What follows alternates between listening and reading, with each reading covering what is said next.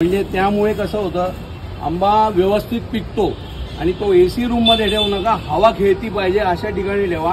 आणि जेणेकरून जेव्हा बॉक्स न्याल तुम्ही तेव्हा खाली गोंडपाट वगैरे ठेवा, म्हणजे आंबे खराब होणार नाही. म्हणजे गुरुकृपामध्ये पुन्हा एकदा तुमचे सहर्ष स्वागत आहे. आंब्याचा सीझन आलेला आहे.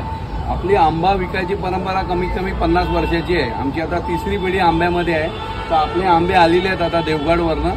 तर हा बॉक्स भरतोय बघा, इथे आपली ऑर्डर आहे. हा खाली आपण कडक आंबा लावलेला आहे, त्याच्यानंतर वरती असा थर लावून जरा कलर आलेले आंबे लावायचे, म्हणजे जेणेकरून आंबा जेव्हा तुम्ही खाणार बॉक्समधला तेव्हा पहिले कडक असणार ते 2-3 दिवसानंतर होणार.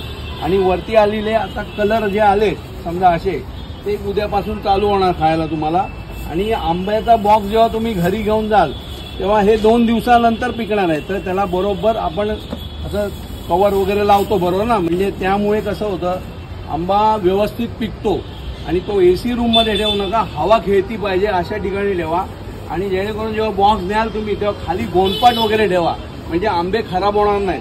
समजा एखादा आंबा खराब असा देठाला लागलेला असेल तर तो बाजूला काढून ठेवायचा, जेणेकरून दुसऱ्या आंब्यात खराब करणार नाही. त्यामुळे आंबे चांगल्या प्रकारचे आलेले आहेत आपल्याकडे. आपण डिलिव्हरी पण करतो.